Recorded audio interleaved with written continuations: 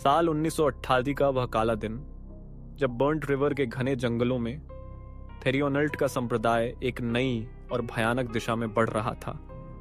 Gabriel की हत्या के बाद अनुयायियों के दिलों में एक गहरी दहशत घर कर गई थी। हर कोई जानता था कि अब कोई भी गलती उनके लिए जानलेवा साबित हो सकती है।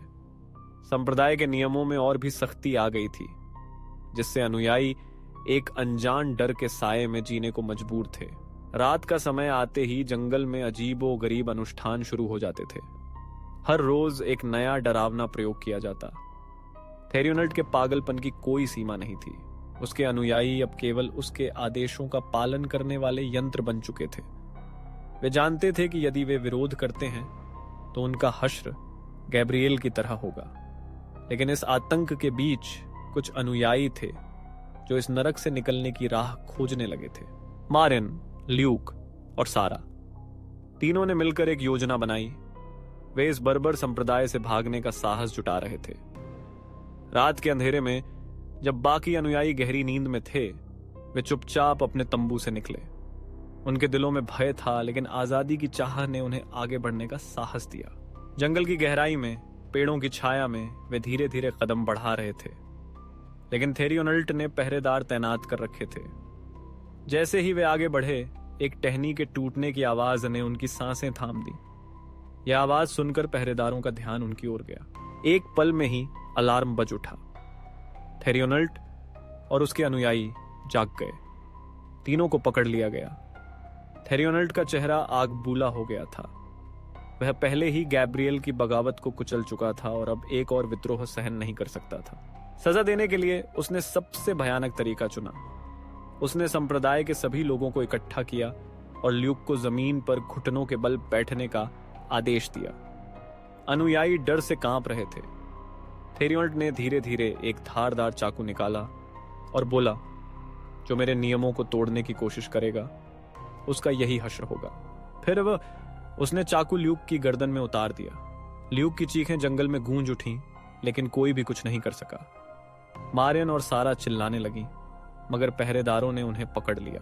थेरियोनल्ट ने दोनों महिलाओं को अपने विशेष अनुष्ठान के लिए अलग जगह पर भेजने का आदेश दिया। संप्रदाय के लोग अब पूरी तरह से निराश हो चुके थे। उनकी आंखों में डर और हताशा थी। क्या कोई इस नरक से बच पाएगा? क्या कोई बाहर की दुनिया तक इस अंधकार की कहानी पहुंचा पाएगा? इस भयावह घटना ने खंडन थेरियोनल्ट के अनुयायियों को और भी मजबूती से उसके नियंत्रण में ला दिया। अब हर कोई जानता था कि विद्रोह का मतलब क्या होता है।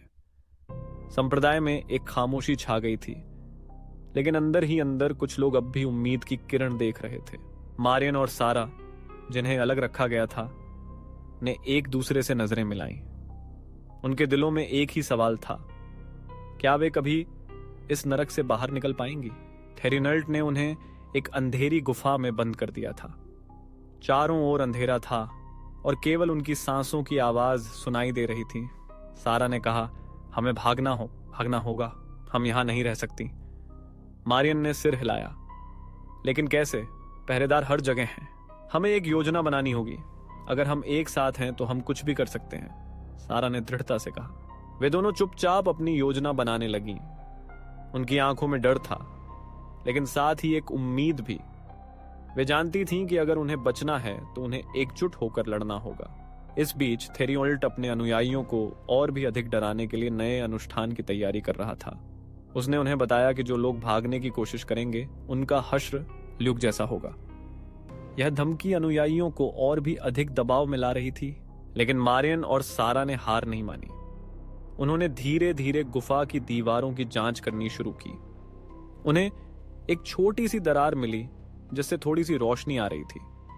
यह दरार उन्हें आशा का एक नया संकेत दे रही थी। वे दोनों उस दरार के पास गईं और देखा कि बाहर की दुनिया अब भी मौजूद थी, लेकिन बाहर निकलने के लिए उन्हें बहुत मेहनत करनी होगी। उन्होंने अपने शरीर को तंग करके दरार के माध्यम से बाहर निकलने की योजना बनाई।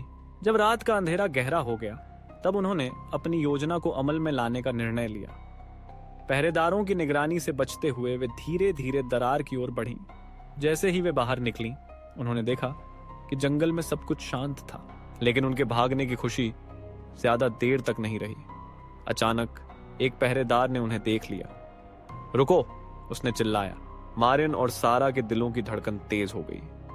वे भागने लगीं, लेकिन पहरेदार ने उनका पीछा करना शुरू कर दिया। जंगल की गहराई में वे अपनी जान बचाने के लिए दौड़ने लगी। उनकी सांसें थमने लगीं, लेकिन वे रुकी नहीं। वे जानते थीं कि अगर वे रुक गईं तो उनका अंत निश्चित है। ये थे। जंगल के अंधेरे में जब सब कुछ एकदम शांत हो गया था, तभी अचानक एक तेज आवाज गूंज उठी। थेरियोनल्ट ने अपने अनुयायियों को बुलाया। हमारे बीच कोई गद्दार है, उसने चिल्लाया। यह सुनकर अनुयायी डर गए।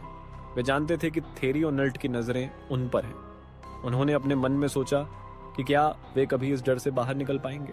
मारियन और सारा ने अपनी गति बढ़ा दी। वे अब और भी तेजी से भागने लगीं, लेकिन जंगल के अंधेरे में उन्हें रास्ता खोने का डर था। वे एक जगह रुकीं और अपनी सांसें थाम लीं। हमें एक जगह छिपना होगा, सारा ने कहा। मारियन ने चारों ओर देखा और एक बड़ा पेड़ देखा। वहां चलो, उन्होंने कहा। वे दोनों उस पेड़ के पीछे छिप गईं।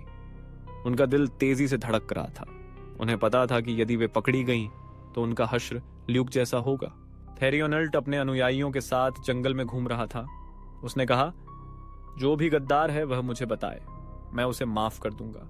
इस धमकी ने अनुयायियों को और भी डराने का काम किया, लेकिन मारियन और सारा ने एक दूसरे का हाथ थामे रखा।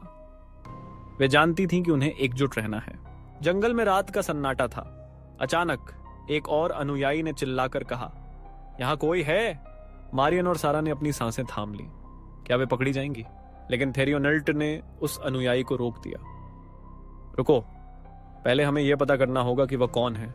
इस बीच मारियन और सारा ने अपनी योजना को एक बार फिर से संजोया। वे जानते थे कि अगर उन्हें बचना है तो उन्हें एक साथ रहना होगा।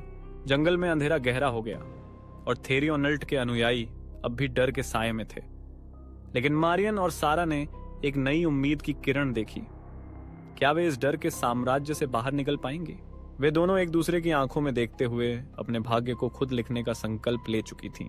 जंगल की रात में जब सब कुछ गुप्त था, तब उन्होंने अपनी योजना को अमल में लाने का निर्णय लिया। क्या वे अपनी जान बचा पाएंगी? क्या वे इस डर के साम्राज्य से बाहर निकल पाएंगी? यह सब अगले एपिसोड में स्पष्ट होगा, जब वे अपने डर का सामना करेंगे और अपनी कहानी को खुद लिखने की कोशिश करेंगे।